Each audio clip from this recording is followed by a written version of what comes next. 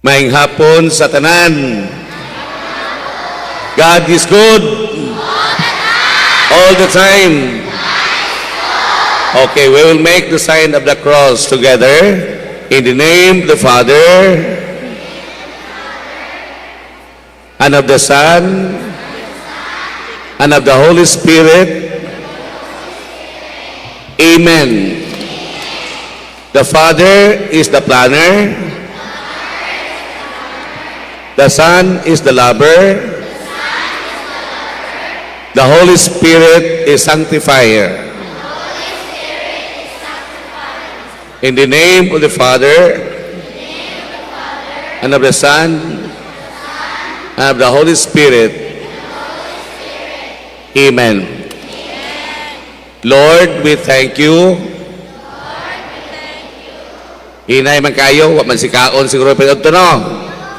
Lord, we thank you. Lord, we are sorry. Lord, we love you. Palakpakan na to ang mga bata, no? Okay. So, very nice. Very good. So, did you memorize the 10 Commandments? Nakamemorize mo? Wala. Okay, that's your assignment next Sunday, no? Memorize the 10 Commandments, no? So repeat after me. A person without prayer is a person without power. Make it louder. A person without prayer is a person without power. A family that prays together stays together. Make it louder. A person without prayer is a person without power. A family that prays together stays together. Okay, so take note. Prayer is very important. No, you have to apply 3L. 3L means lingkod, lohod, unya lakaw. Kamu be? Lingkod, lohod, lakaw. 3L means, repeat after me. Lingkod, lohod, lakaw. Lingkod means, okay, repeat after me. Lingkod means we have to study, we have to eat, we have to listen, we have to share, we have to discuss. That is why we have to lingkod. We have to sit down. Number 2, lohod. Lohod means we have to pray. That is why we need to connect ourselves to our God, because God is the source of our power. The secret of success is prayer, patience, perseverance, positive thinking. Okay, purpose. Repeat after me. Prayer, patience, perseverance, positive thinking. Okay. So ayaw mo kalimot sa purpose. For us to become successful, apply for peace. For peace means, kamo na ko na ba? For peace means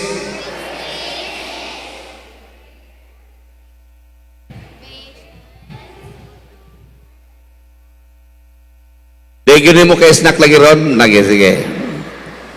Okay? Purpose means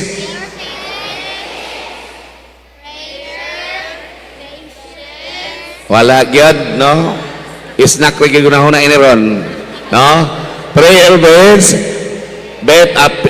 okay, purpose means prayer,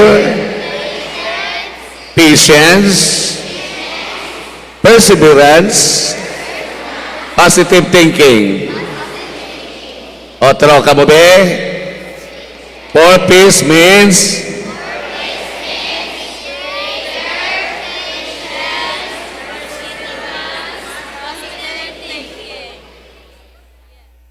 katunga lagi ako ihatag ninyo ron, no? Sige, purpose means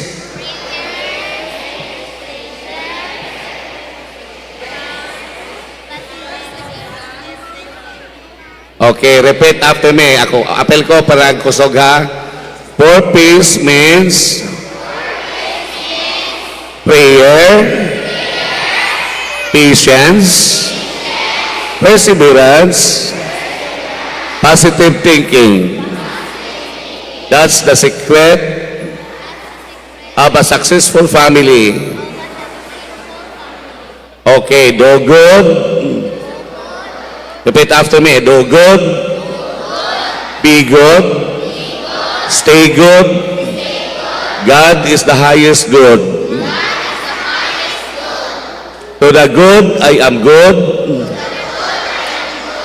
To the bad, I'm still good. For virtue is good. Okay, examon ta mo next Sunday. Maka-answer sa purpose, tagaan ako o regalo dito sa CI. Covered court, panahon sa ting snacks. Purpose means, make it louder. Purpose means, make it louder.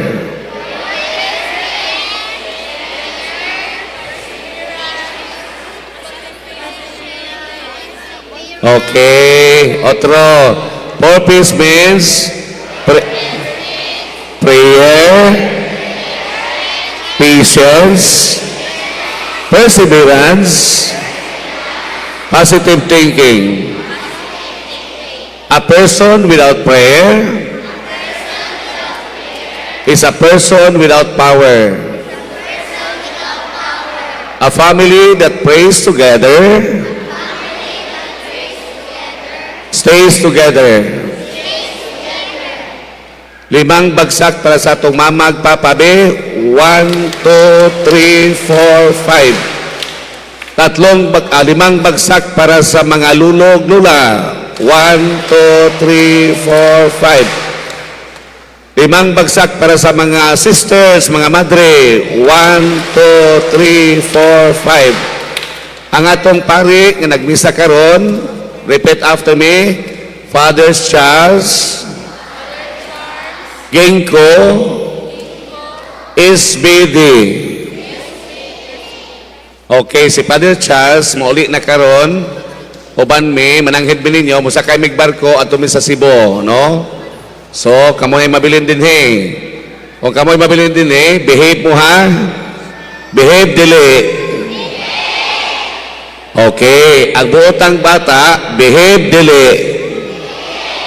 Okay. Our principle is do good, be good, stay good. God is the highest good. Very good si Lord. Okay, palakpakan nato ang Ginoo, no?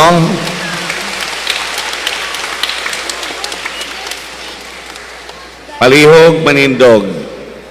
I